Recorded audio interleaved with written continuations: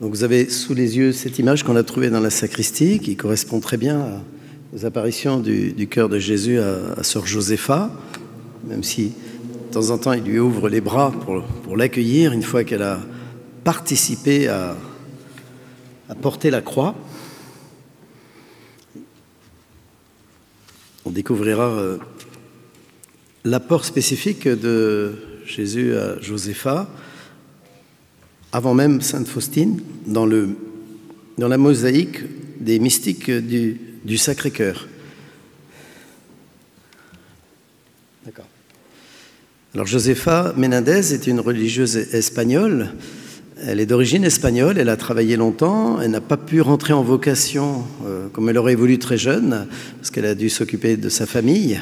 Elle était couturière et elle a fini par entrer dans le plan de la Providence à la maison du Sacré-Cœur à Poitiers, le jour de son anniversaire de ses 30 ans, en 1920. Nous sommes en train de fêter l'anniversaire. Et elle fait partie des mystiques du Sacré-Cœur qui vont vivre 33 ans, puisqu'elle va être rappelée à Dieu le 29 décembre 1923. Vous voyez, en fait, c'est 4 années de compagnonnage avec Jésus qui étaient déjà intervenues dans son enfance, et la Vierge apparaîtra 81 fois. Je me souviens d'avoir dit au Père Laurentin, mais vous savez, là où la Vierge est apparue le plus, c'est à Poitiers. Il m'a dit « Ah bon ?» Il était toujours très doux et tout ça. J'ai dit, alors il l'a rajouté dans son dictionnaire des miracles, des apparitions de la Vierge. En tout cas, il avait pris note en tout cas. Oui, c'est vrai que c'est important, mais le plus important, c'est ici le Sacré-Cœur.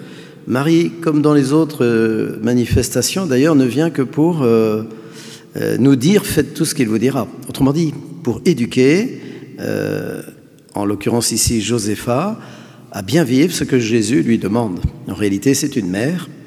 Hein, ils n'ont plus de vin, une mère attentive aux besoins de ses enfants, comme dans l'Évangile, et une éducatrice, hein, faites tout ce qu'il vous dira. Voilà. En 2 mots, on a déjà la fonction maternelle et éducatrice, de maîtresse, on disait autrefois, au sens... comment dire, souveraine aussi, hein, sur les âmes qu'elle guide vers Jésus. Et c'est donc vers Jésus que Marie guide Josépha. Alors, ce qui est très spécifique chez Josépha, c'est qu'elle va être nommée par Jésus l'apôtre. Hein, je te veux apôtre de ma bonté et de ma miséricorde. C'est pourquoi nous venons de chanter le psaume 134, louer la bonté du Seigneur, célébrer la douceur de son nom. Pour ceux qui viennent d'arriver, on peut reprendre le refrain. Hein. Louer la bonté du Seigneur, célébrer la douceur de son nom. Louer la bonté du Seigneur, célébrer la douceur de son nom. Voilà, avant d'être apôtre de la miséricorde, elle l'est de sa bonté. Il y a aussi le psaume 144. La bonté du Seigneur est pour tous. Nous nous tournons en même temps vers le tabernacle où Jésus est présent, puisqu'il est dit dans le verset 16, « Tu ouvres ta main, tu rassasies avec bonté tout ce qui vit. » La bonté du Seigneur est pour tous, sa tendresse pour toutes ses œuvres. La bonté du Seigneur est pour tous, sa tendresse pour toutes ses œuvres. Je t'exalterai, mon Dieu, mon roi, je bénirai ton nom toujours et à jamais. Chaque jour je te bénirai, je louerai ton nom toujours et à jamais. Il est grand le Seigneur, hautement loué, à sa grandeur il n'est pas de limite.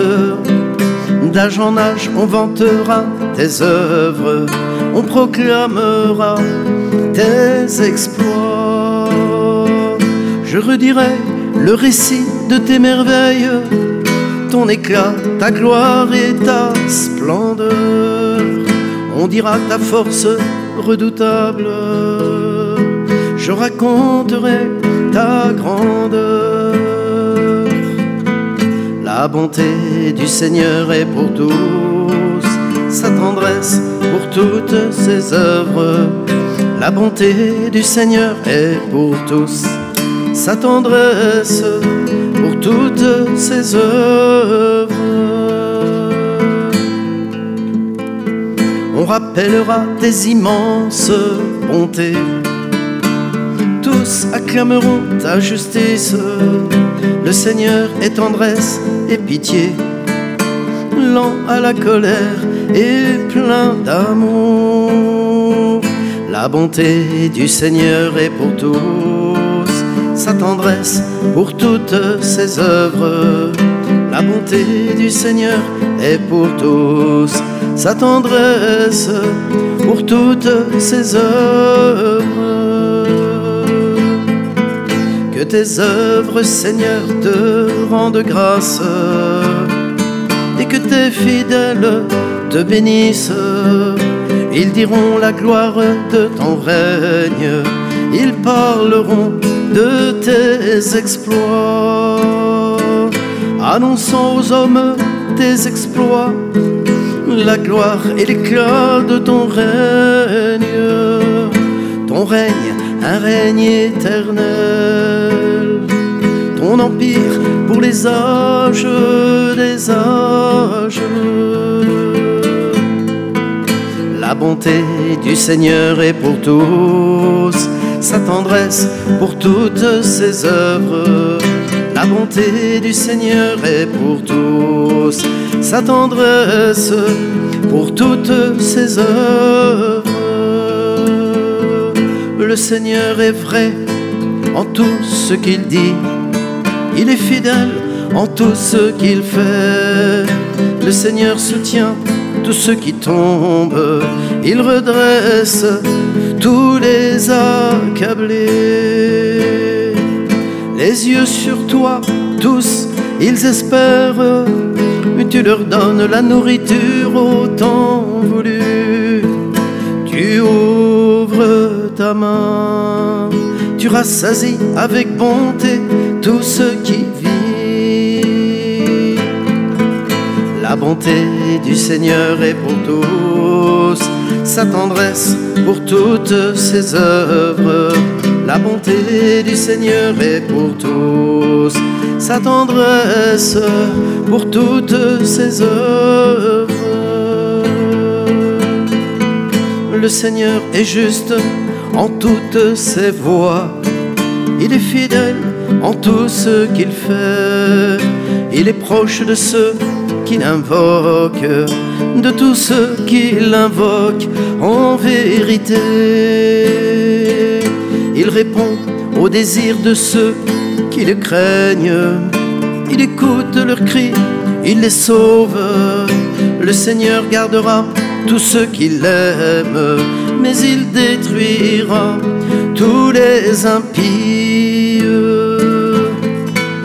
Que ma bouche proclame les louanges du Seigneur, son nom très saint, que toute chair le bénisse, toujours et à jamais. La bonté du Seigneur est pour tous, sa tendresse pour toutes ses œuvres. La bonté du Seigneur est pour tous, sa tendresse pour toutes ses œuvres. Ensemble, la bonté du Seigneur est pour tous, sa tendresse pour toutes ses œuvres. La bonté du Seigneur est pour tous, sa tendresse pour toutes ses œuvres. Alléluia, Alléluia, Alléluia, Alléluia, Alléluia.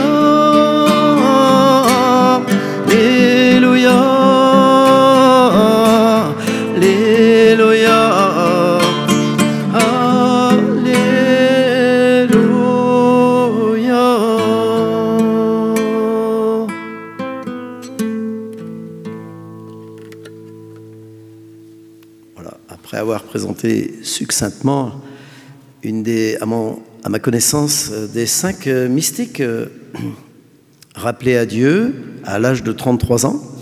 Vous connaissez les autres? Sainte Faustine en fait partie, elle vient juste après.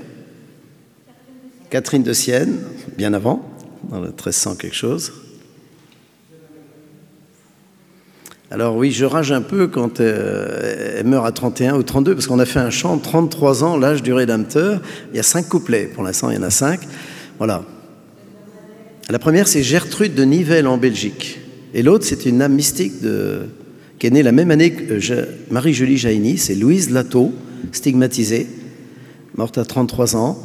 Elle était au Concile Vatican I, ce que Marthe Robin était au Concile Vatican II. Elle était comme un soutien de prière. Hélas, elle a accueilli l'évêque par charité. Enfin, hélas. Elle était dans son droit, mais on l'a accusée d'avoir accueilli un évêque qui avait un peu dévié, mais elle l'avait fait par charité, et c'est ça qui a bloqué un peu sa cause. Alors prions pour Louise Lateau, qui gagne à être connue, vraiment, hein, dans ce qu'on appelle le Hainaut. Alors là où il y a le Hainaut, hein, que j'y mette l'amour, c'est passé par Louise Lateau, hein, vraiment. Et donc, Josépha, elle vient avant Sainte Faustine, mais dans un livre que vous pourrez vous procurer, si vous le souhaitez, j'en ai quelques-uns qui restent, Josépha Ménadez et Thérèse de Lisieux. Elle vient aussi après Thérèse de Lisieux, qui s'est offert, comme vous le savez, à l'amour miséricordieux. Alors vous connaissez Thérèse, je vais plus vous parler de Josépha, mais tout au long de ce livre, c'est un parallèle entre les deux, où on voit que la spiritualité du Sacré-Cœur s'enrichit finalement de toutes ces vertus spécifiques découvertes par Thérèse, qui sont dans l'Évangile, spécialement cette petitesse. Nous verrons comment Jésus en parle. Alors je vais poser la guitare. Évidemment, je ne veux pas vous lire tout le livre, hein, juste quelques extraits simplement. Il y a plusieurs parties. Sainte Thérèse de l'Enfant Jésus et Sœur Josépha dans la Sainte Famille, après avoir fait quelques parallèles historiques à travers les dates, la thématique des sorties de l'enfance et des missions. On verra qu'il y a une prière très spéciale. Si Thérèse est patronne des missions, Josépha a reçu une prière qu'on aura l'occasion de chanter pour les missionnaires, pour tous les prêtres, missionnaires et tous ceux qui sont chargés d'annoncer la parole de Dieu. Est-ce que vous connaissez cette prière qui date du Sacré-Cœur 1921, le 3 juin. Alors après, on fait un parallèle entre Sainte Thérèse de l'Enfant Jésus et Sœur Josépha dans la Sainte Famille. Quelle relation Josépha et Thérèse avaient-elles avec Saint Joseph? Ce n'est pas le thème de ce soir, mais sachez que ça existe. Les sorties de l'enfance de Thérèse et Josépha pour entrer dans l'enfance spirituelle. Quatrièmement, les parents de Thérèse et Josépha à l'image de Joseph et Marie. Thérèse et Josépha dans leur famille avec la Sainte Vierge Marie. Bien. Troisième partie, il y a tout le développement proprement dit de la spiritualité, de la voie d'enfant spirituel, avec ces mots-clés, petitesse, humilité, confiance, abandon, amour. Donc quelques parallèles entre Thérèse et Josépha nous conduisent à des chants et prières. Il y a dans ce chapitre, l'image du petit oiseau, je ne sais pas si vous vous souvenez chez Thérèse, hein, qui dit que le petit oiseau, voilà, il peut pas aller bien loin, il reste dans son nid, mais c'est l'aigle qui viendra, l'aigle, le divin soleil finalement, qui va venir le porter pour s'élever. Et il y a une espèce de parallèle avec la palomita, la petite colombe, c'est ainsi que Jésus d'ailleurs appelle Josépha, et c'est très savoureux. Cette petite voix, elle est vraiment liée, donc on disait, à la conscience que sans Dieu on n'est rien. Et Jésus ira jusqu'à dire être petit, c'est peut-être encore quelque chose, mais être rien, voilà ce qu'il faut approfondir. Avec Josépha, ça va encore plus loin que la petitesse. Être rien au sens de l'instrument. Qu'est-ce qu'une guitare sans le guitariste? Rien. Qu'est-ce que vous voulez? Hein? Qu'est-ce que nous pouvons être sans être dans la main de Dieu? Rien, parce que voilà, notre ego va prendre la place que Dieu veut y prendre. Jean-Baptiste est d'ailleurs le grand prophète de tous les saints, enfin, l'exemplaire pour que lui grandisse en nous, sous-entendu, il faut que nous lui laissions la place, c'est-à-dire que nous lui laissions toute la place. Alors, les missions posthumes, vous savez que Thérèse dit je passerai mon ciel à faire du bien sur la terre. On oublie souvent jusqu'à la fin du monde. Et j'ai l'impression qu'elle tient bien sa promesse, hein, Thérèse. Bon, oui, mais Josépha a des paroles un peu similaires. Et donc, c'est très intéressant. Là, je ne peux pas les citer maintenant. Je vous donne juste un aperçu. Ensuite, la spiritualité de l'ascenseur, c'est chez Thérèse avec les bras ouverts. Eh bien, il arrive que Jésus, vous voyez, là, il présente son cœur.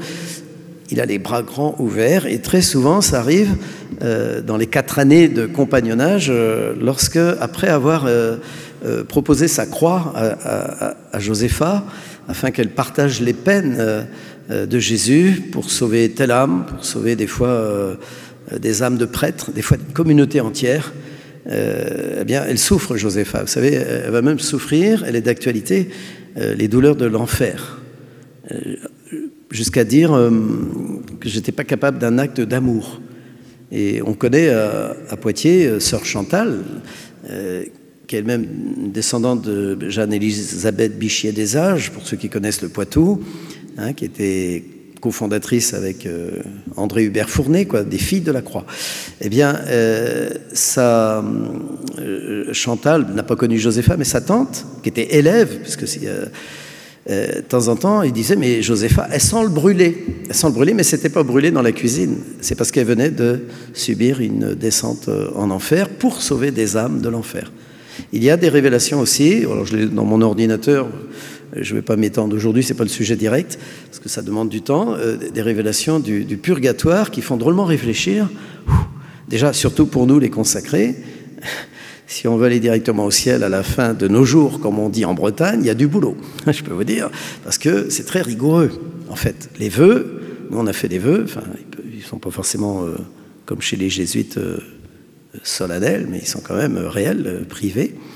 Alors, donc il y a plein de témoignages d'âmes du purgatoire aussi, qui viennent dire combien, des fois, nous, ça nous paraît des broutilles, mais enfin, qu'est-ce que de l'autre côté, on déguste. Alors, priez pour nous, moi je dis souvent, sérieusement, une dizaine pour nous, les prêtres, vous ferez une dizaine en plus, priez, surtout quand on vient se plaindre d'un prêtre, je dis, ben, vous ferez une dizaine, priez pour nous, pauvres pécheurs et pauvres prêcheurs, parce que, honnêtement, ah ben oui, on aura plus de comptes à rendre que vous.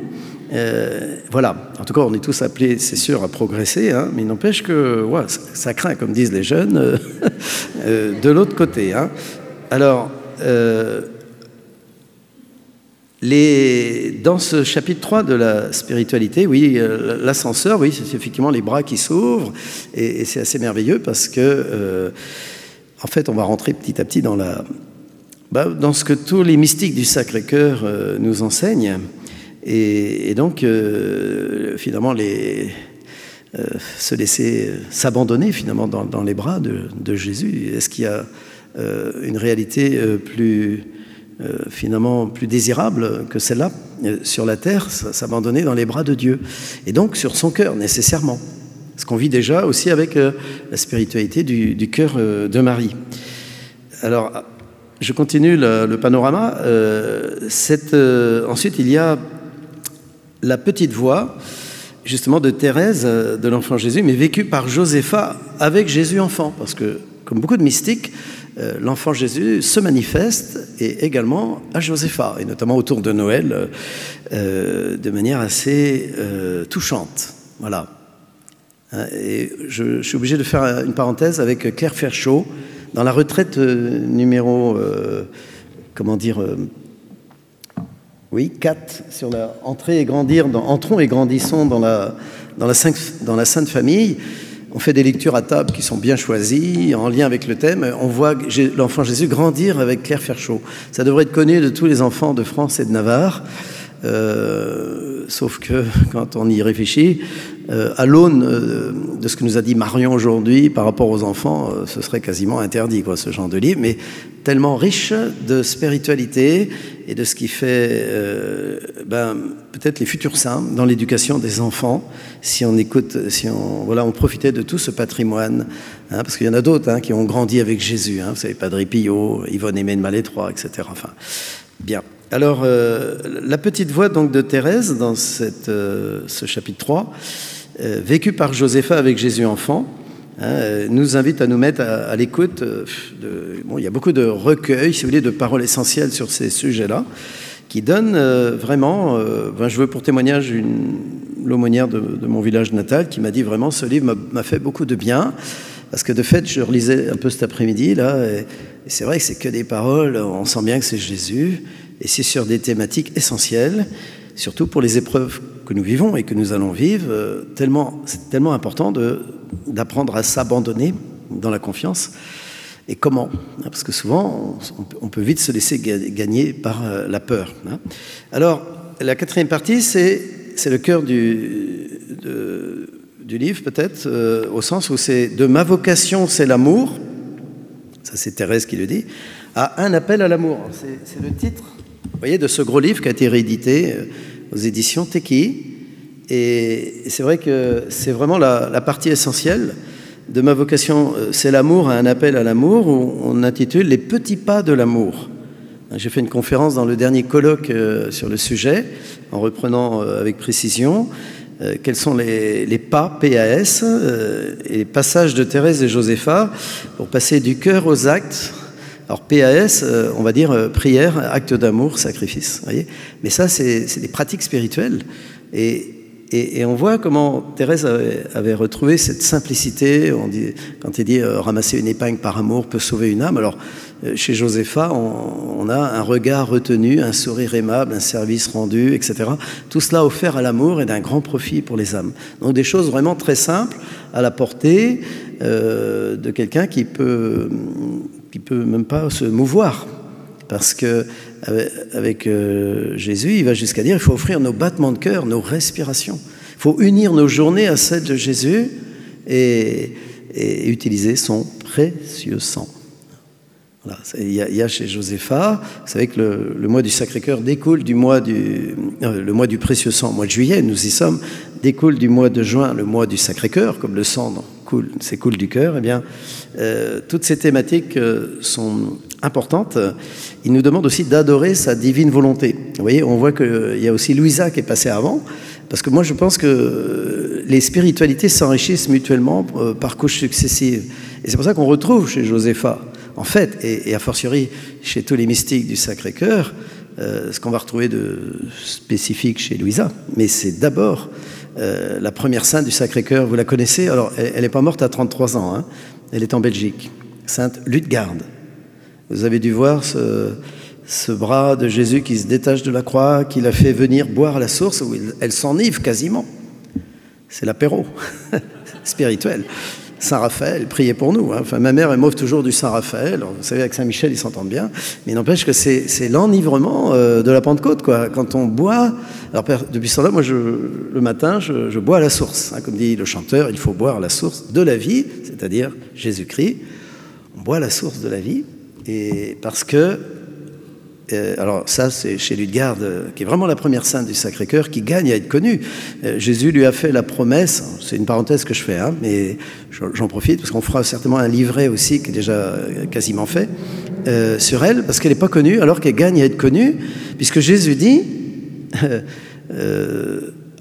à cause de toi, je ferai du bien à ceux qui ont confiance en toi. À tous ceux qui auront confiance en toi, je ferai du bien à cause de toi. Donc Ludegarde, née la même année que François d'Assise, elle est au carrefour de tous les ordres religieux, sauf justement les franciscains, parce que Saint François s'en occupe. Elle est comme la mère spirituelle des dominicains. Et elle meurt d'ailleurs le 16 juin 1246, vous voyez, ce qui prépare la grande apparition de Jésus à Marguerite Marie. Et vous voyez, Josépha s'inscrit dans tous ces mystiques du Sacré-Cœur qui, d'une manière ou d'une autre, vont, et c'est le cas chez Ludegarde, je veux ton cœur, eh bien, réciproquement, moi, c'est moi qui veux le tien. Alors, il y a un échange des cœurs. Bon. Chez Josépha, ça se passe de manière très singulière. À un moment donné, alors je vais essayer de le citer quand même, plutôt que de parler que de mémoire, comme ça. Ouais. 26 mai 23. Donc vous savez que c'est sa dernière année. Je ne veux autre chose que ton cœur, Josépha. Aujourd'hui, je veux te l'arracher. Vous imaginez? C'est violent. Oui, mais l'amour est fort, comme la mort, dit le cantique des cantiques. Hein. La force. Je veux te l'arracher. Rappelez-vous le cantique d'Ézéchiel. Hein, j'ôterai de vous le cœur de pierre. Et je vous donnerai... Alors j'ai mis du temps à comprendre de quel cœur de chair, comme vous sans doute. Moi je comprenais toujours au début, bon, c'est... Il nous donne son cœur, il va nous changer notre cœur. Non, il nous donne le sien. Et à quel moment? Dans l'Eucharistie. Prophétie d'Ézéchiel. D'où l'importance de l'Eucharistie. C'est vraiment le ciel sur la terre, c'est son cœur eucharistique qu'il nous donne. Bon, pour la petite histoire, en fait, bon, Dieu m'a donné, j'en ai pas besoin, mais j'ai eu une dizaine de miracles eucharistiques dans ma vie de prêtre missionnaire, et le dernier m'a le plus impressionné. J'avais pensé être négligent en ayant laissé l'Eucharistie que je n'avais pas pu donner en communion à mon parrain. Il a eu quand même les derniers sacrements, mais parce que ce jour-là, il était un peu à l'ouest, enfin, il était, je ne sais pas où, mais enfin, je ne pouvais pas parler avec lui. Il était sur la fin. Et donc, j'avais déposé dans un endroit un peu humide, et quand j'ai réouvert la custode, j'ai dit, mon Dieu, l'hostie était rouge. Et j'ai dit, ben, vous savez, on raisonne toujours. Alors là, à chaque fois, j'ai toujours raisonné rationnellement, ce qui est très bien d'ailleurs, parce qu'il faut... c'est un peu dommage aussi, parce que j'aurais dû prendre la photo. En fait, j'ai dit, Seigneur, ben, écoute, je vais entrouvrir, et puis on verra demain. Mais le lendemain, le jour de la Sainte Geneviève, alors ceux qui me connaissent savent que Sainte Geneviève m'accompagne, hein, par le témoignage, vous pourrez le retrouver dans le livre, si vous voulez, par ma sœur, qui elle-même avait vraiment... Elle allait à la messe tous les jours si elle pouvait, quoi. Elle a été rappelée à l'âge de 15 ans. Et en plus, son cœur a été conservé au milieu des ossements. Je résume l'histoire pour ma sœur. Mais ce miracle-là eucharistique, je peux confirmer vraiment ce que disent tous les miracles lorsque l'hostie devient, en fait, un tissu de chair, quoi. Parce que le lendemain, c'était rouge, encore plus foncé, mais c'était gonflé. Oh, j'ai dit, alors moi, j'étais là bêtement en disant, pardon Seigneur, vraiment, j'ai été négligent. Mais quand je l'ai eu dans ma bouche, impossible c'était pas du tout comme une hostie habituelle, c'était un morceau de chair, je vous assure. C'était un morceau de chair. Et alors, j'ai dit, Jésus, mets ton cœur dans le mien. Que vous voulez que je dise? Moi, j'avais un rendez-vous urgent. Mais je te donne le mien, je disais toujours ça. Je vous assure, c'est au bout de 20 minutes que ça s'est déchiré. J'ai dit, bon, ben voilà. Et ça m'a marqué, surtout à cause du jour 3 janvier. Et c'est dans chaque miracle eucharistique, il y a un enseignement. Et là, c'est clair, pour moi, c'est devenu Ézéchiel, hein, le grand cantique d'Ézéchiel. Hein, j'ôterai de vous le cœur de pierre et je vous donnerai un cœur de chair. Mais je n'avais pas compris que c'était carrément le cœur de chair eucharistique. Et on est tous concernés. Autrement dit, les mystiques du Sacré-Cœur sont tous là pour nous aider à l'échange, des cœurs. Et je rajoute évidemment, Louisa a une année très symbolique, hein, 1889, la réponse à la Révolution. C'est la fine pointe du cœur qu'il a donné, c'est la volonté. Autrement dit, donner son cœur et sa volonté pour recevoir de Jésus, et spécialement dans l'Eucharistie, son cœur dans sa divine volonté. Alors, la parole de Jésus, donc à Josépha, je ne veux autre chose que ton cœur, Josépha. Aujourd'hui, je veux te l'arracher. À sa place, je mettrai une étincelle du mien qui te dévorera et t'embrasera sans cesse. Et continuons avec une ardeur croissante. Oui, tu vivras d'amour et ton âme souffrira d'une soif insatiable de me posséder, de me glorifier, de me donner des âmes. Ton cœur se consumera dans la flamme de l'amour. Cette flamme l'embrasera de zèle pour les âmes. Alors, rien ne mettra plus obstacle à ta course dans le chemin que mon cœur t'a préparé avec tant d'amour. Ce qui m'a frappé pour que Josépha vienne à Poitiers, c'est que, et si Poitiers, on peut considérer que est vraiment au centre de la France, comme ville du Sacré-Cœur, à mon avis, à 5 titres. Pendant la Révolution, le père Coudrin, qui était assez cocasse, il se déguisait pour échapper à la persécution, mais il allait confesser, célébrer des messes clandestinement. Il a fondé les Pères de Picpus. Alors, il est très contemporain. Il faut le prier d'une part parce que c'est la Révolution, c'est la persécution, mais d'autre part, on veut nous mettre des puces. Donc, priez le fondateur des Pères de Picpus, parce qu'il va falloir quand même sauvegarder notre intégrité, y compris corporelle. Mais vous voyez, si Poitiers est ville du Sacré-Cœur à 5 titres, il y a déjà celui-là.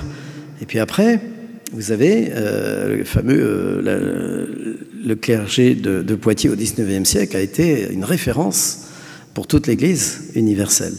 Pour l'Immaculée Conception, il n'y avait pas que Don Guéranger, mais il y avait le fameux cardinal Pie, qui a encore des réflexions qui ressortent souvent aujourd'hui pour nous sortir de la confusion dans les rapports Église-État, dans le rapport au Christ-Roi.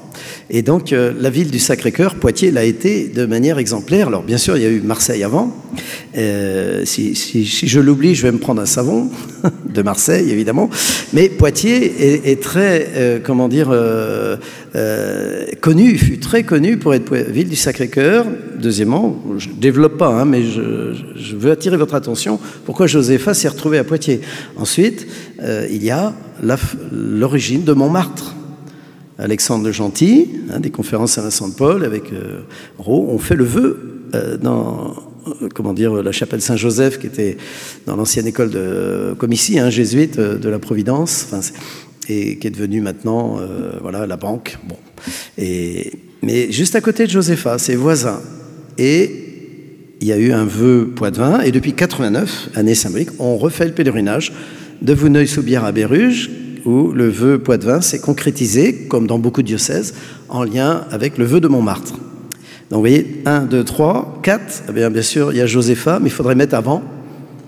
Elle est née l'année de la France, hein, il me semble, 1896, Claire Ferchaud. Le cœur broyé, qu'est-ce qu'on a fait du cœur broyé de Jésus à cause de nos péchés? Claire Ferchaud, il y a des concomitances. Alors, elle va vivre beaucoup plus tard, pas vivre que 33 ans, puisqu'elle va mourir en 72, je crois. 72, voilà, l'année de Deusulé. Bon, en tout cas, vous voyez, 5 raisons pour lesquelles Poitiers, on peut dire, ville du Sacré-Cœur, d'autant plus qu'à Poitiers, avec Josépha, Jésus dit avoir accompli l'œuvre la plus grande de son amour. C'est pour ça que Jean-Paul II a été l'instrument pour favoriser la canonisation de Faustine, qui a été considérée par Jésus comme la secrétaire de la miséricorde. Mais avant, il y a Josépha qui est l'apôtre, je te veux apôtre de ma bonté et de ma miséricorde. C'est pourquoi nous avons au début chanté des psaumes sur la bonté de Dieu. On peut dire que si Dieu est amour, son être rayonne en bonté. Et à l'endroit de nos misères, à partir du moment où il y a le péché, mais vous voyez, avant le péché, c'est la bonté. Et cette bonté se transmue, si vous voulez, en miséricorde à l'endroit, évidemment, de nos misères. Et c'est pourquoi cet amour miséricordieux va exprimer la plénitude de son amour, certes, mais il faut garder l'ordonnancement. Et chez Josépha, on a dans son titre spécifique. Chaque mystique du Sacré-Cœur a, si vous voulez, c'est comme dans une mosaïque, une complémentarité. Par exemple, Marguerite Marie, on disait tout à l'heure Ludegarde, première sainte du Sacré-Cœur, bien, Marguerite Marie, on va l'appeler de manière particulière l'héritière des trésors du dit vainqueur. Très grande sainte, Marguerite. Mais vous voyez, Josépha, elle a été oubliée. Pourtant, le futur pape Pie XII, quand il était cardinal, Pacelli, a préfacé l'édition, la première édition, il y croyait vraiment. Vous voyez?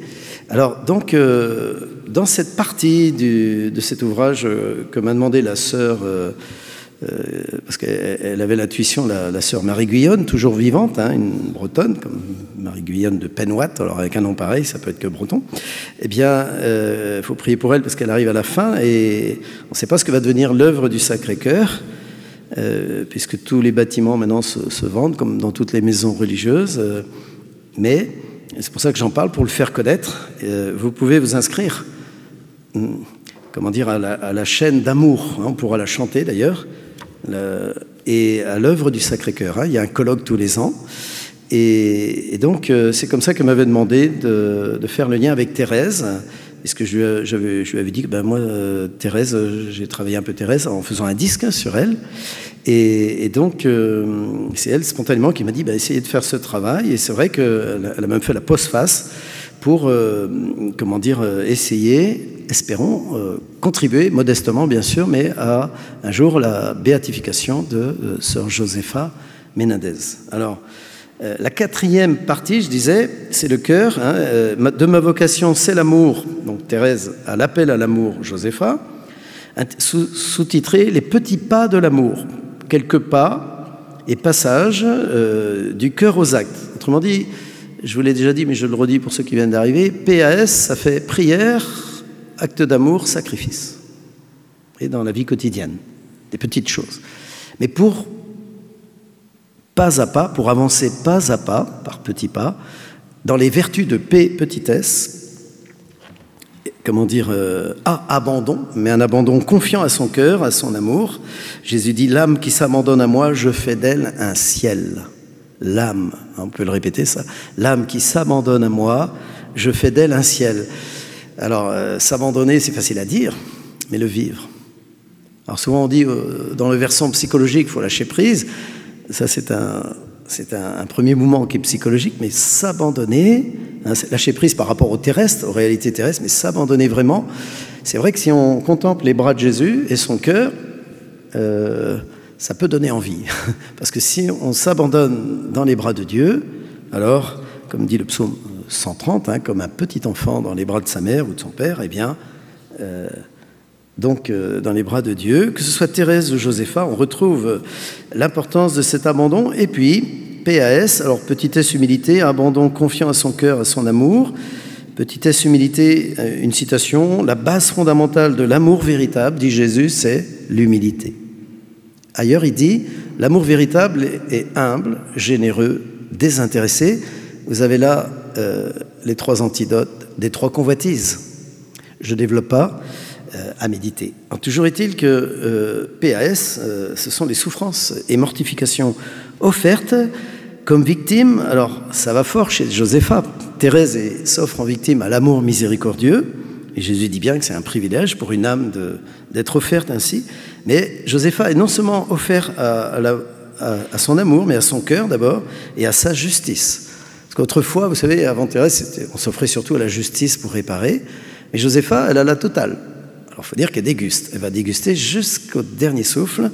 Et c'est vrai que avancer pas à pas sur le chemin de l'amour, c'est véritablement à quoi nous sommes invités, nous aussi, à emboîter nos pas dans ces pas. Alors, les 5 parties de ce chapitre résument un peu l'essentiel du message de l'appel à l'amour, où il y a un appel aux âmes et un appel au monde. Alors, avant de vous les présenter, je vous propose un chant. Et quand je vous disais que Poitiers, le lieu de Poitiers n'est pas innocent, parce que si Poitiers est devenu ville du Sacré-Cœur à 5 titres, c'est qu'à l'origine, il y a eu Saint Hilaire qui a prêché la Trinité. Et je vous ai laissé entendre comment l'échange de cœur s'est fait entre, vous voyez, la flamme de Jésus, du cœur de Jésus qui est mise à la place du cœur de Josepha. Eh bien, Hilaire, quand il était exilé, parce qu'il était le seul à croire à la Sainte Trinité au royaume de France, enfin, futur royaume de France, parce que ce n'était pas encore la France, eh bien, il a écrit à sa fille, qui s'est consacrée, Sainte Abraham, ça dépend des fois, un peu comme Abraham avant qu'il soit, Abraham. Eh bien, le refrain du chant, c'est « Ô roi de la terre et des cieux, gloire immortelle de ton Père, viens allumer tes flammes dans nos cœurs et y verser les trésors de ta grâce. » Donc il y a une continuité, dès l'origine, viens allumer tes flammes dans nos cœurs. Est-ce que vous voulez que les flammes du cœur de Jésus viennent s'allumer dans vos cœurs? Alors on va chanter ce chant. Oui, vous pouvez mettre la main gauche sur le cœur et la main droite par-dessus. Et si la température monte, on ouvrira les fenêtres parce que normalement, Jésus, il veut allumer le feu, oui, mais comme dit la chanson, mais au niveau du cœur, au niveau du Sacré-Cœur. Voilà, Hilaire a écrit à sa fille chérie, je te demande de bien vouloir dire cette prière au lever du soleil et au coucher du soleil. Ô roi de la terre et des cieux, gloire immortelle de ton Père, viens allumer tes flammes dans nos cœurs et y verser les trésors de ta grâce. Ensemble. Ô roi de la terre et des cieux, gloire immortelle de ton Père, viens allumer tes flammes dans nos cœurs et y verser les trésors de ta grâce. Brillant dispensateur de la lumière, toi dont l'éclat si pur ouvre les portes du jour, quand la nuit a replié ses voiles, toi le véritable flambeau du monde, et qui n'a rien de commun avec ce pâle messager, qui laisse à peine une trace empreinte dans les champs du ciel. Astre plus brillant que le soleil, astre dont les rayons illuminent l'intérieur de nos âmes. Ô roi de la terre et des cieux, gloire immortelle de ton Père, viens allumer tes flammes dans nos cœurs et y verser les trésors de ta grâce.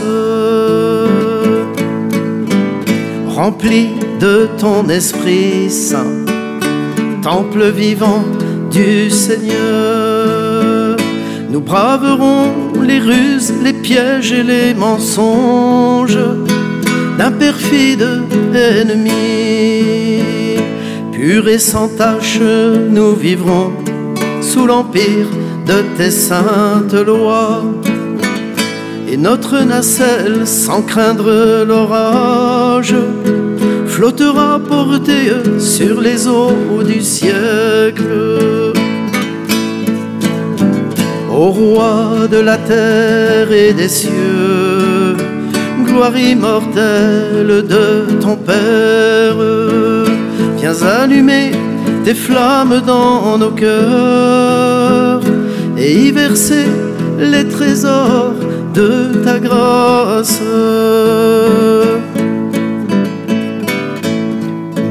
Puisse la chasteté de nos cœurs triompher des passions honteuses de la chair. Puisse l'Esprit Saint écarter les souillures loin du sanctuaire où tu as daigné descendre. Voilà nos vœux et nos prières, voilà notre espérance. Fais que sa douce étoile, Marie signifie étoile de la mer, levée sur nous quand le jour commence sa carrière, nous guide jusque dans la nuit. Ensemble, ô roi de la terre et des cieux, gloire immortelle de ton Père, viens allumer tes flammes dans nos cœurs et y verser les trésors de ta grâce. Prière qui fut connue au premier temps de l'Église, que certainement une sainte Geneviève, mère spirituelle de la France, a connue, puisqu'elle est venue après, évidemment, le grand saint Hilaire, auquel se réfère Clovis. Il se réfère à son premier disciple, car Saint Martin, premier patron historique de la France, est disciple de Saint Hilaire. Mais vous voyez, Saint Hilaire a été tout seul à un moment donné à prêcher la Sainte Trinité, puisque les autres étaient persécutés. Il préférait ne pas trop le dire. Voilà, ce qui fait qu'il a été exilé. Je pense que Josépha, Dieu a voulu que ce soit à Poitiers pour que la foi chrétienne, dont la France est garante, la foi catholique, la foi en la Trinité. Pourquoi la France fait aînée d'Église? Parce qu'elle est chargée d'aider spirituellement et temporellement le pape à Rome, disait Saint Rémy, et pour défendre la foi trinitaire, car les Wisigoths n'y croyaient pas à la divinité du Christ, et donc, et pour défendre aussi temporellement. On en est loin, comme vous le savez, mais les vocations sont inscrites dans le cœur de chacun, et puis dans le cœur des nations. Il y aura un jugement également sur les nations. Alors Josépha a beaucoup à nous apporter, et on va écouter l'appel aux âmes, et ensuite l'appel au monde, évidemment résumé. Donc, l'appel aux âmes, voilà. Je fais que des extraits, évidemment. C'était le 20 octobre 22. Jésus dit à Josépha, partage le feu. Vous voyez, on vient d'allumer le feu, enfin j'espère, qui dévore mon cœur. Jésus dit, partage le feu qui dévore mon cœur. J'ai soif que les âmes se sauvent, que mes âmes viennent à moi. Alors, que mes âmes n'aient pas peur de moi, que mes âmes aient confiance en moi. Je suis tout amour. Et je ne puis traiter sévèrement les âmes que j'aime tant. Toutes, sans doute, sont chères à mon cœur, mais il y en a un grand nombre qui sont mes préférées. Je les ai choisies pour trouver en elles ma consolation et pour les combler de mes prédilections. Peu m'importe leur misère. Ce que je veux leur faire savoir, c'est que je les aime avec plus de tendresse encore si, après leur faiblesse et leur chute, elles se jettent humblement dans mon cœur, alors je leur pardonne et je les aime toujours. Je porte la croix, car parmi les âmes choisies, il y en a beaucoup qui m'opposent de petites résistances dont l'ensemble forme cette croix. Sais-tu quelle est la cause de toutes ces résistances? C'est le manque d'amour. Oui, manque d'amour pour mon cœur, excessif amour de soi. Lorsqu'une âme est assez généreuse pour me donner tout ce que je lui demande, elle amasse des trésors pour elle et pour les âmes, et les arrache en grand nombre au chemin de la perdition. C'est par leur sacrifice et leur amour que les âmes choisies de mon cœur sont chargées de répandre mes grâces sur le monde. Oui, le monde est plein de périls, que de pauvres âmes entraînées vers le mal ont sans cesse besoin d'un secours visible ou invisible. Ah, je le répète, mes âmes choisies savent-elles assez, question, de quel trésor elles se privent et privent d'autres âmes quand elles manquent de générosité. Rappelez-vous, le véritable amour est humble, généreux et désintéressé. Alors, il ajoute, Jésus, que vous voyez là, avec son cœur, je ne veux pas dire qu'une âme soit libérée de ses défauts et de ses misères, par le fait même que je la choisis. Cette âme peut tomber et tombera plus d'une fois encore. Mais si elle s'humilie, si elle reconnaît son rien, rappelez-vous, plus que la petitesse, il y a le rien de l'instrument, la conscience de n'être qu'un instrument dans les mains de Dieu. Alors, si elle reconnaît son rien, si elle essaie de réparer sa faute par de petits actes de générosité et d'amour, si elle se confie et s'abandonne de nouveau à mon cœur, elle me donne plus de gloire et peut faire plus de bien aux âmes que si elle n'était pas tombée. Alors, ce n'est pas un encouragement à tomber, attention, mais c'est une réalité spirituelle dans l'histoire de la spiritualité chrétienne. Alors, Jésus ajoute, peu m'importe la misère et la faiblesse, ce que je demande à mes âmes, c'est l'amour. Oui, une âme, malgré sa misère, peut m'aimer jusqu'à la folie. Comprends bien, cependant, Josépha, que je ne parle que des chutes d'inadvertance et de fragilité, non des fautes préméditées et volontaires. Que mes âmes choisies comprennent bien la mission si belle qu'elles peuvent accomplir par leurs actions ordinaires et leurs efforts quotidiens. Qu'elles n'oublient jamais que je les ai préférées à tant d'autres, non à cause de leur perfection, mais de leur misère. Je suis tout amour et le feu qui m'embrase consume toute leur faiblesse. Alors quand on voit vous savez, la couronne d'épines autour du cœur, ça fait penser à quoi dans la Bible? Au buisson ardent. Je suis celui qui est. Et Jésus dans l'Évangile dit, avant qu'Abraham fût, je suis. Ce qui ne plaît pas du tout à certains juifs de l'époque, mais pas tous, heureusement, puisque tous les premiers chrétiens sont juifs et le salut vient des juifs. Alors, je suis tout amour et le feu qui m'embrase consume toute leur faiblesse. Ne crains rien. Si je t'ai choisi, toi si misérable, c'est afin que l'on sache, une fois de plus, que je ne cherche ni la grandeur ni la sainteté, je cherche l'amour et tout le reste, je le ferai moi-même. Je te dirai encore les secrets de mon cœur. Mais le désir qui me consume est toujours le même, c'est que les âmes connaissent de plus en plus mon cœur. Pour finir, le samedi 21 octobre, donc juste après, veux-tu que je te donne ma croix? Et c'est un exemple d'échange, ce qui constitue une véritable amitié avec le Christ, le partage des croix. Veux-tu que je te donne ma croix? Alors Josépha lui parle de tant d'âmes qui se perdent. Pauvres âmes, beaucoup ne me connaissent pas, dit Jésus. C'est vrai, mais plus grand encore est le nombre de celles qui me connaissent et me délaissent pour une vie de plaisir. Il y a tant d'âmes sensuelles dans le monde, et même parmi mes âmes choisies. Il y en a tant qui cherchent à jouir, etc. Elles s'égarent ainsi car mon chemin est fait de souffrance et de croix. L'amour seul donne la force de m'y suivre. C'est pourquoi je cherche l'amour.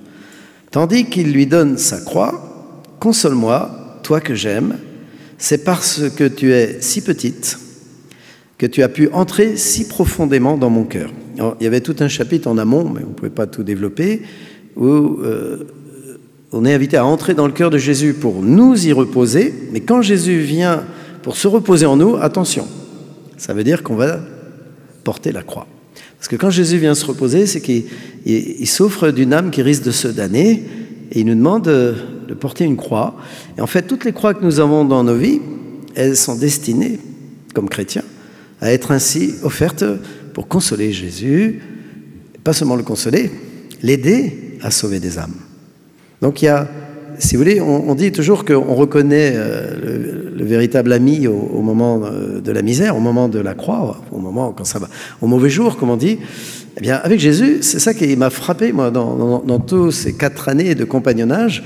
Il y a cet échange constant de joie et de peine. Alors, attention, quand il revient les bras ouverts, il n'a plus les blessures ni la croix, et il est rayonnant. Vous voyez, il y a un partage entre la souffrance exprimée à cause de réalités très concrètes que Josépha est invité à porter, à prendre en compte dans sa prière, dans ses sacrifices offerts. Et alors, c'est toujours, une fois que la croix a été portée, offerte bien sûr, en sacrifice, alors, et que les âmes sont revenues au cœur de Jésus, surtout des âmes consacrées, alors c'est la joie. C'est la joie, donc vous voyez, c'est le partage de joie et de peine. Et donc, suite à cet appel aux âmes, qui est un résumé seulement ici, il y a une prière importante que je vous avais évoquée, et donc on va la chanter parce qu'elle n'est pas très longue d'une part, et puis d'autre part, elle est très importante. Je ne sais pas si vous la connaissez. C'est donc... voilà, elle doit être par là. Oui.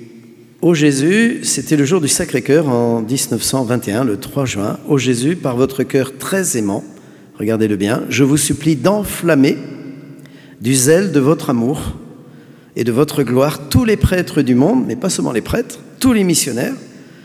Et puis vous êtes concernés parce que la suite, c'est tous ceux qui sont chargés d'annoncer votre divine parole. Donc finalement, tous les catéchistes, tous les confirmés normalement, appelés à être apôtres, afin qu'embrasés d'un saint zèle, donc le zèle des âmes bien sûr, ils arrachent les âmes aux démons. Et la prière est très lucide. Et les conduisent toutes dans l'asile, on retrouve l'expression l'asile dans le psaume 54, dans l'asile de votre cœur. Ce qui revient dans les psaumes, qui annoncent le cœur, c'est surtout le refuge. Alors, on parle beaucoup de refuge aujourd'hui, alors ça en est rempli dans les psaumes, je ne sais plus le nom, mais c'est une centaine. Mais il y a aussi l'abri, qui qui revient plusieurs fois, et l'asile, surtout dans le psaume 54. Et chez les mystiques du Sacré-Cœur, on retrouve effectivement régulièrement ce mot asile. Alors aujourd'hui, ça a une autre connotation, mais c'est un lieu où on est comme protégé. Et les conduisent toutes dans l'asile de votre cœur, où elles puissent vous glorifier sans cesse. Voulez-vous le chanter? Alors, il n'est pas très long. Ça peut aider à le mémoriser.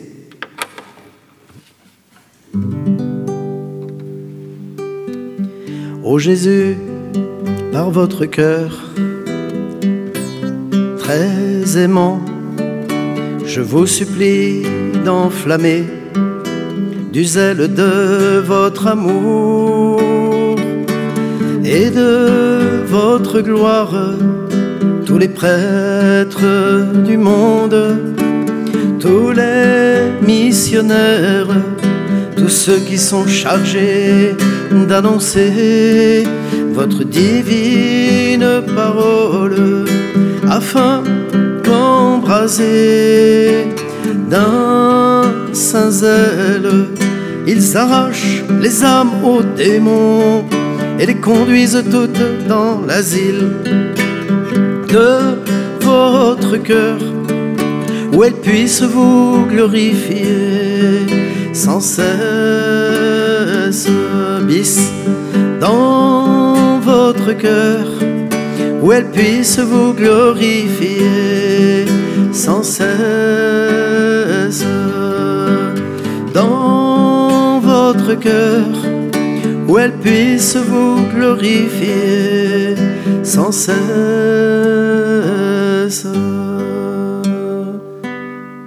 Vous l'avez retenu? Non. On le refait? Elle n'est pas longue, hein? Ô Jésus, par votre cœur très aimant, je vous supplie d'enflammer du zèle de votre amour et de votre gloire tous les prêtres du monde, tous les missionnaires, tous ceux qui sont chargés d'annoncer votre divine parole, afin qu'embrasés d'un saint zèle, ils arrachent les âmes aux démons et les conduisent toutes dans l'asile de votre cœur, où elles puissent vous glorifier sans cesse. Dans votre cœur, où elles puissent vous glorifier sans cesse. Dans votre cœur, où elles puissent vous glorifier sans cesse.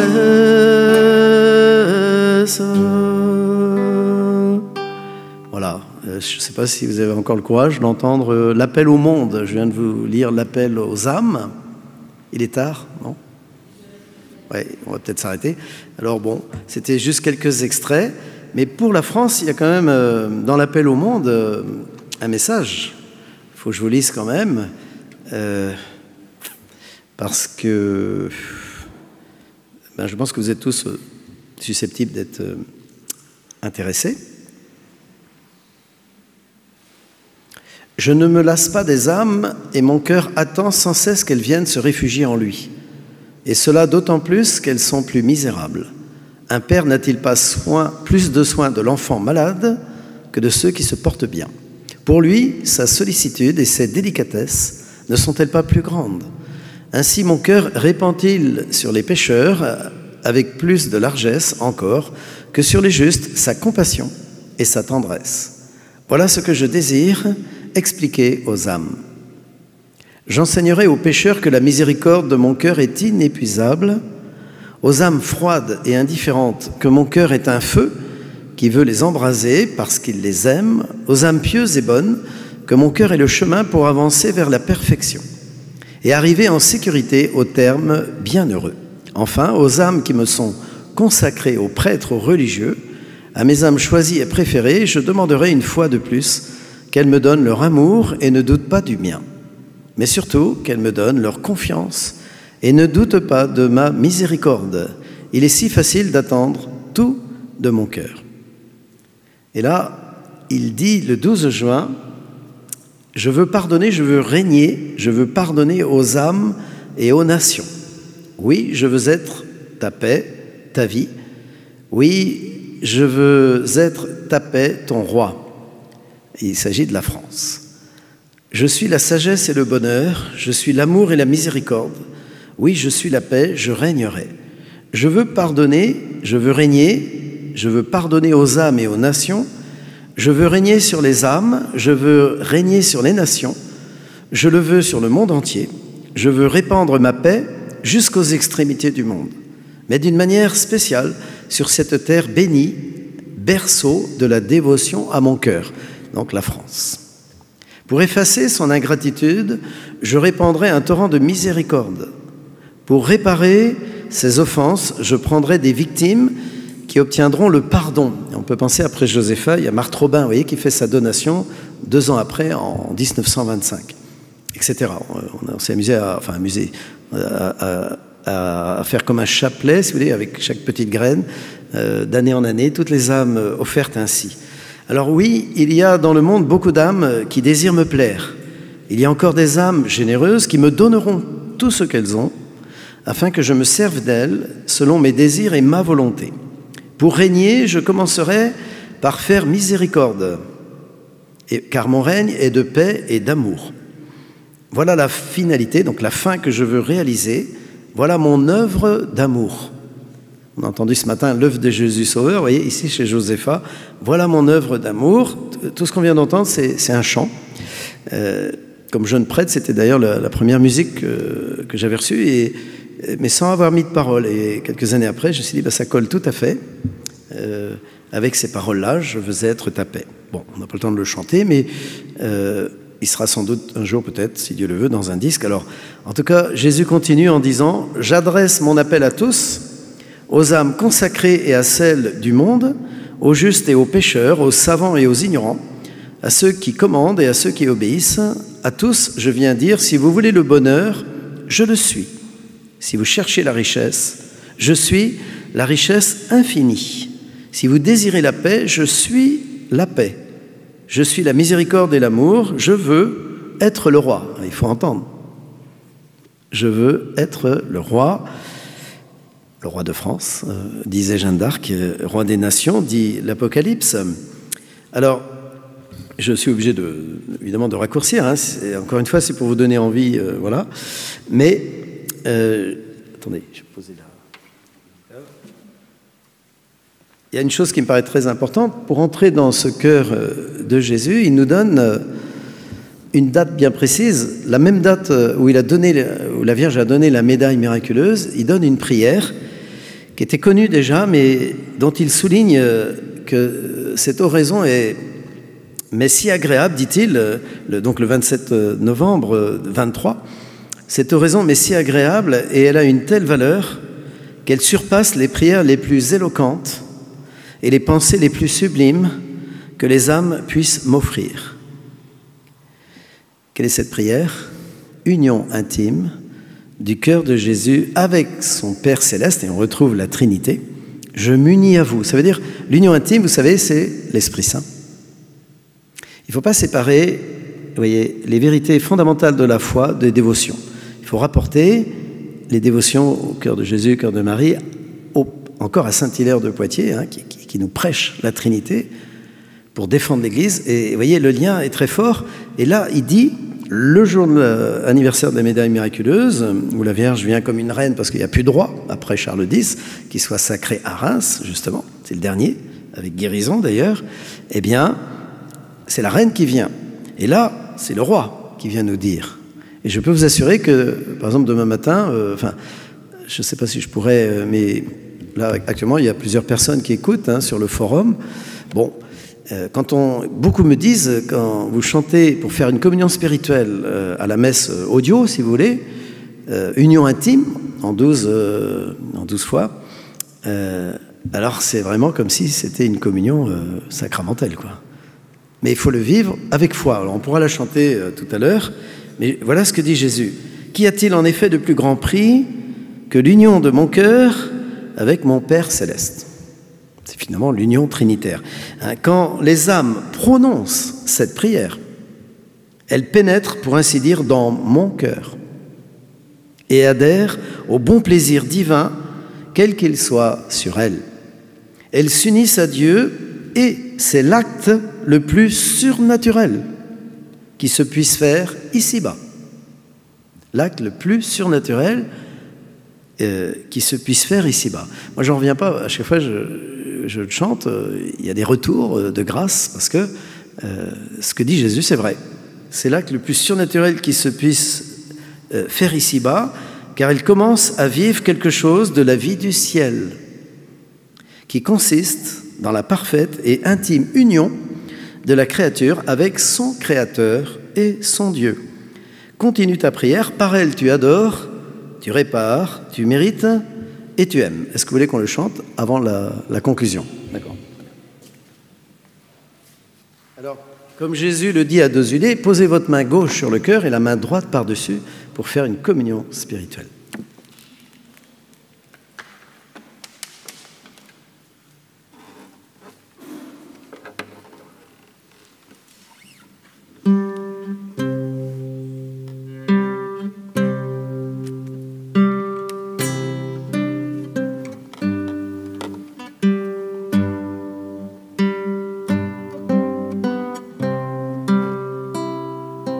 Union intime du cœur de Jésus avec son Père céleste, je m'unis à vous.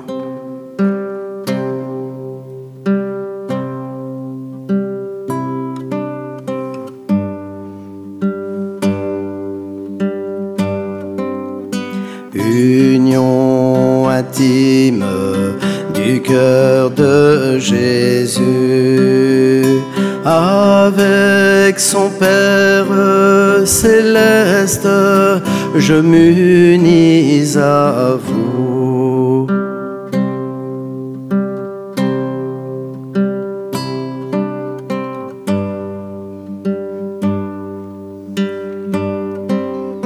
Union intime du cœur de Jésus avec son Père céleste, je m'unis à vous. Union intime du cœur de Jésus avec son Père céleste, je m'unis à vous. Union intime du cœur de Jésus avec son Père céleste, je m'unis à vous. Union intime du cœur de Jésus avec son Père céleste, je m'unis à vous. Union intime du cœur de Jésus avec son Père céleste, je m'unis à vous. Union intime du cœur de Jésus avec son Père céleste, je m'unis à vous. Union intime du cœur de Jésus avec son Père céleste, je m'unis à vous.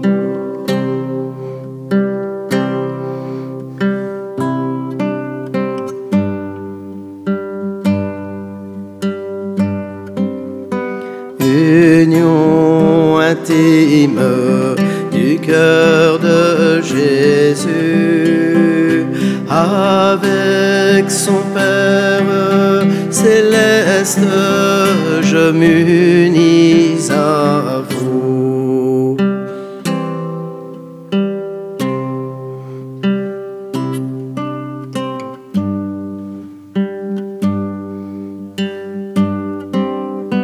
Union intime du cœur de Jésus, avec son Père céleste, je m'unis à vous.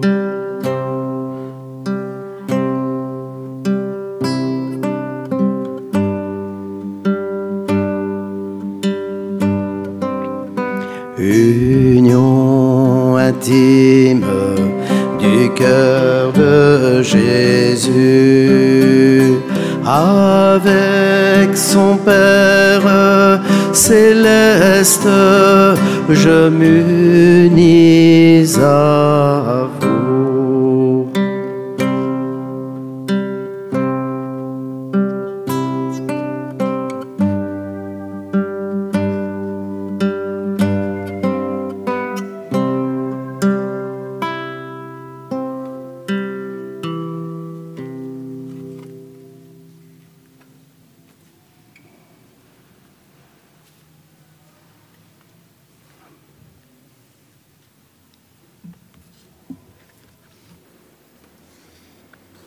C'est un livre important, il y a tellement de richesses que voilà, je suis obligé de faire des coupes sombres, hélas.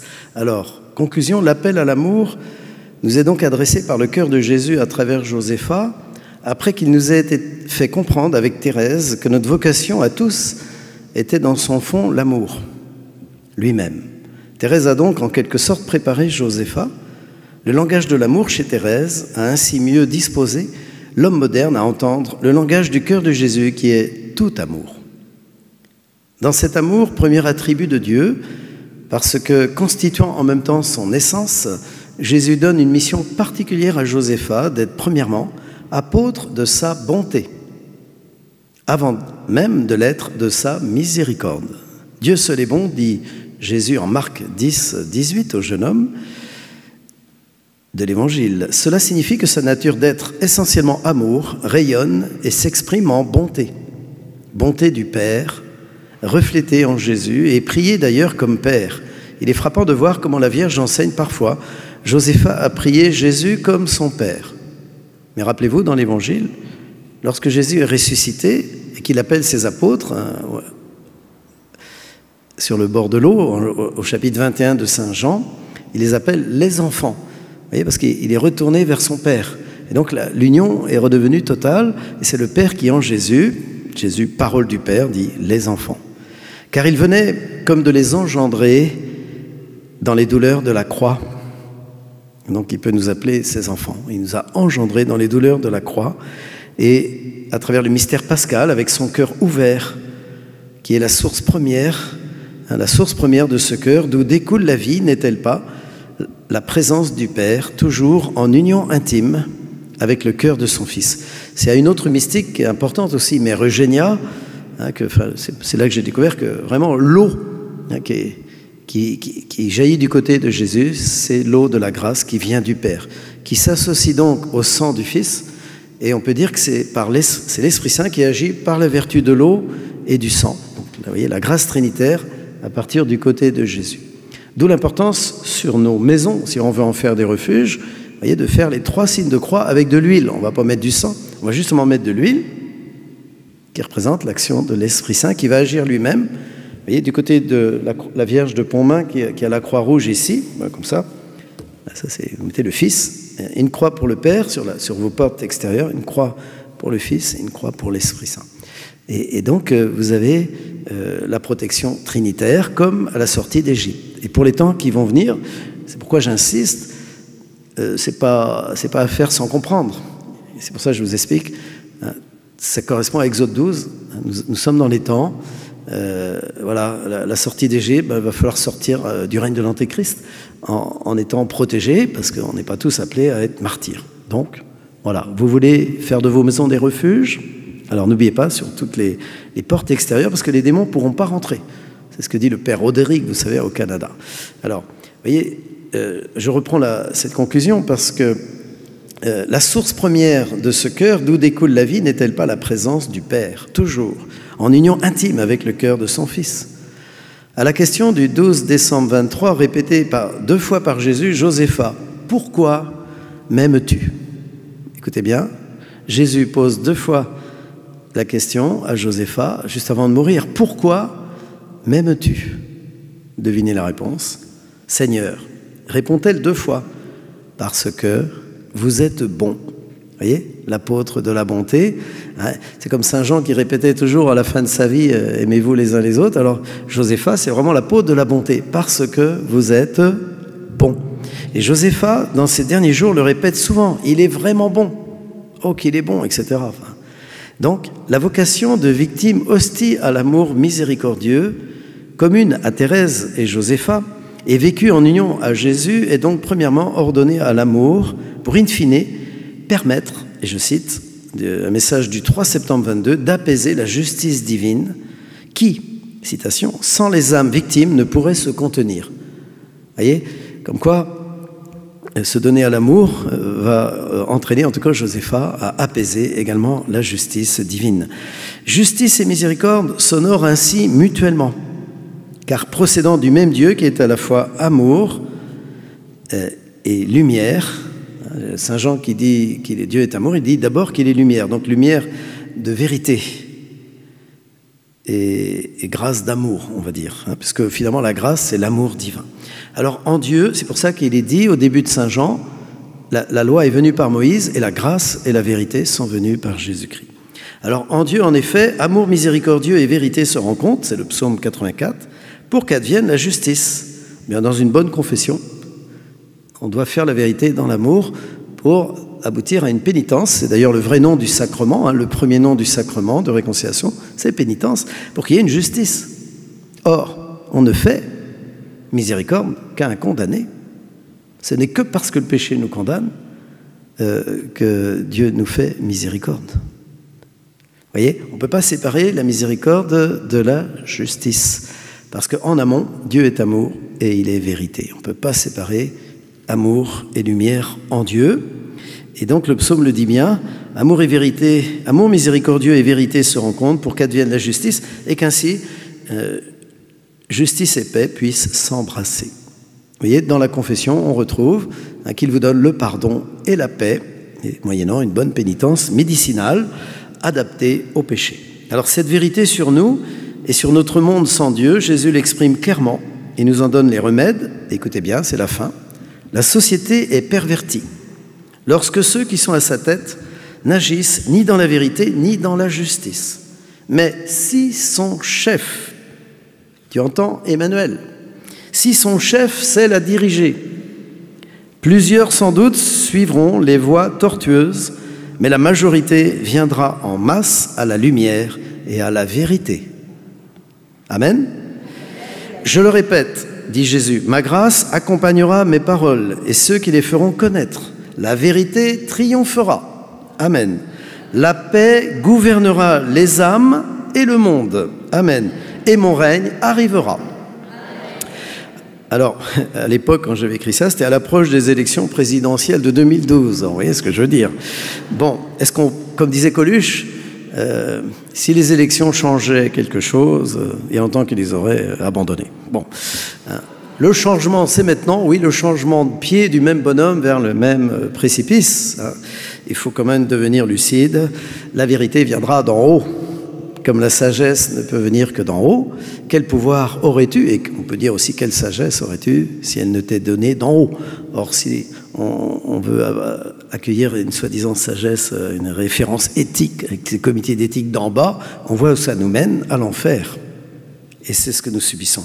Tandis que Jésus dit, voilà, donc prions pour que nous soit donné un chef, effectivement, guidé par lui, comme le fut Jeanne d'Arc, en son temps, où tout semblait perdu pour la fille aînée de l'Église, la France. Cette terre bénie que nous venons de chanter, enfin je vous l'ai lu seulement ce chant, un berceau de la dévotion à mon cœur.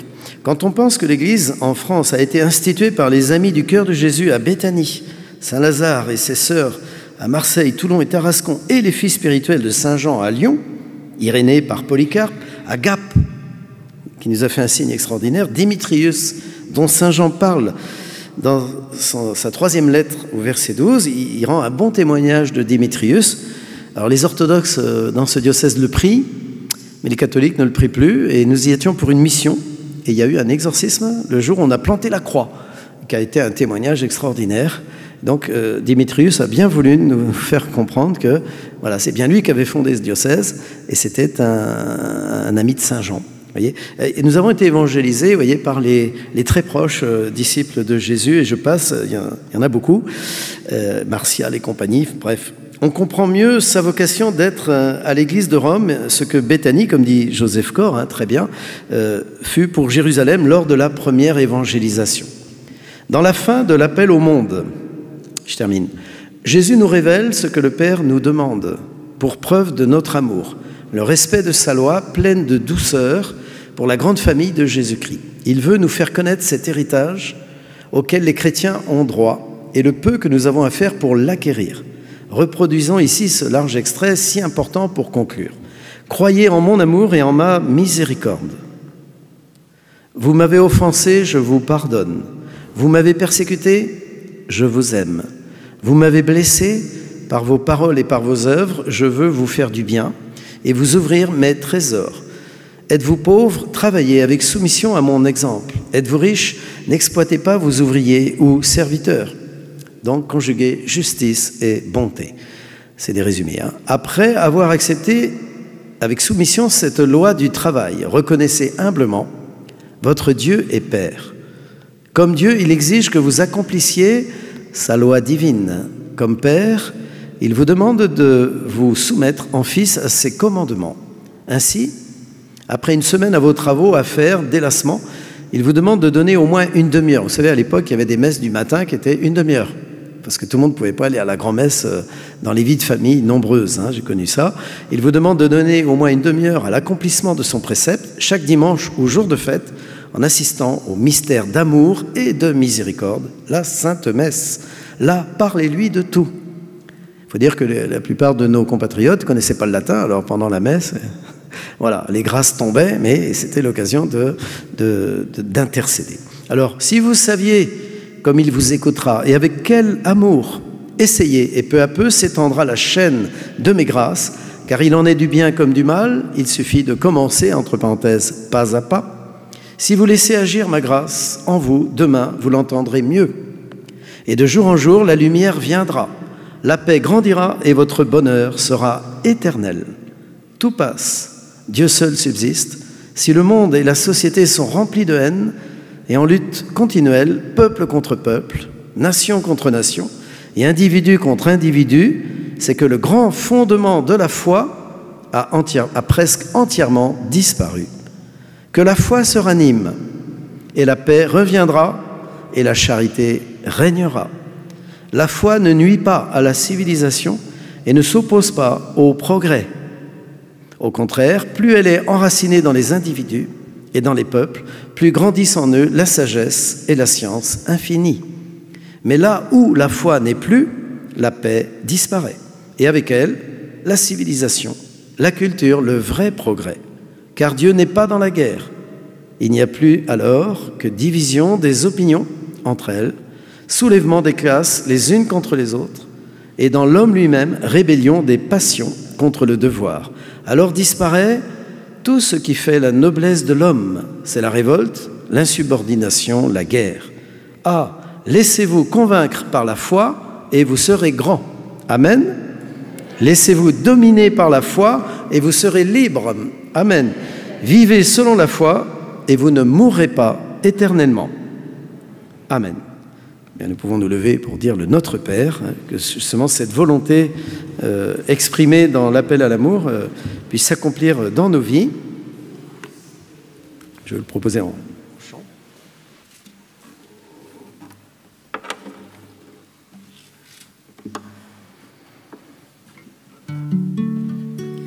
Pater noster, qui es in celis, sanctificetur nomen tuum, adveniat regnum tuum, fiat voluntas tua, sicut in cielo et in terra. Panem nostrum quotidianum da nobis hodie, et dimitte nobis debita nostra, sicut et nos dimittimus debitoribus nostris, et ne nos inducas in tentationem, sed libera nos a malo. 3 fois. Sed libera nos a malo. Sed libera nos. Amen.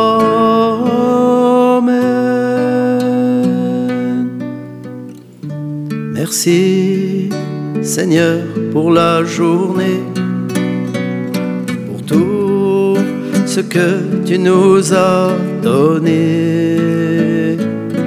Pardon si nous t'avons oublié, offensé. Apprends-nous à te servir et à t'aimer. Cantique du Siméon, dont le bras est conservé à Ligueux, à 15 km de Château-l'Évêque, où nous faisons les retraites bibliques. Si cela vous intéresse, le 11 septembre, on ira vénérer le bras de Siméon qui a porté l'enfant Jésus. Ô Maître souverain, tu délies ton serviteur maintenant en paix selon ta parole, car mes yeux ont vu ton salut que tu as préparé à la face des peuples, lumière qui se révèle aux nations et donne gloire à ton peuple Israël. Merci Seigneur pour la journée, pour tout ce que tu nous as donné. Pardon si nous t'avons oublié, offensé. Apprends-nous à te servir et à t'aimer. Nous pouvons ouvrir nos bras en regardant Jésus sur la croix. Entre tes mains, ô mon Père, je remets mon esprit et ma vie. Vierge Marie avec Saint Joseph, ô notre Mère, à votre amour nous confions cette nuit. Ange gardien, veillez sur nous, et demain matin réveillez-nous dans la joie.